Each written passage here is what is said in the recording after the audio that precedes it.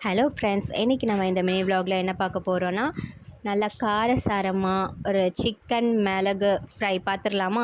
மசாலாலாம் அரைச்சி போட்டு ஃபஸ்ட்டு வந்து பேனில் வந்து ஆயில் ஆட் பண்ணிக்கோங்க. சோம்பு, வெங்காயம், பச்சை மிளகாய் எல்லாம் வதக்கிட்டு அதுக்கப்புறமா சிக்கனை நம்ம மேக்னேட் பண்ணி வச்சுக்கலாம். Chicken, red chilli powder, salt போட்டு நான் மேக்னேட் பண்ணி வச்சுருக்க சிக்கனை இதில் ஆட் பண்ணிடுறேன். அதுக்கப்புறம் தனியாக ஒரு மசாலா அரைச்சி வைக்கலாம். இதுக்கு கொரியாண்டர், பெப்பர் கார்ன்ஸ் அண்டு சோம்பு போட்டு நான் அரைச்சி ட்ரையாக வச்சுருக்கேன். அந்த மசாலா மட்டும் தான் நீங்கள் இதுக்கு ஆட் பண்ணணும். அந்த மசாலா போட்டு நல்லா அந்த சிக்கனை ஒன்று சேர நல்லா பெரட்டி விடுங்க.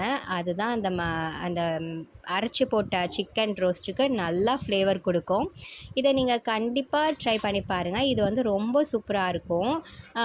1 pot ரசம் ரைஸ்க்குலாம் இதுக்கு நீங்கள் தொட்டுக்கிட்டு சாப்பிட்டீங்க அப்படின்னா அவ்வளோ ஃப்ளேவராக அவ்வளோ அட்டகாசமாக இருக்கும்.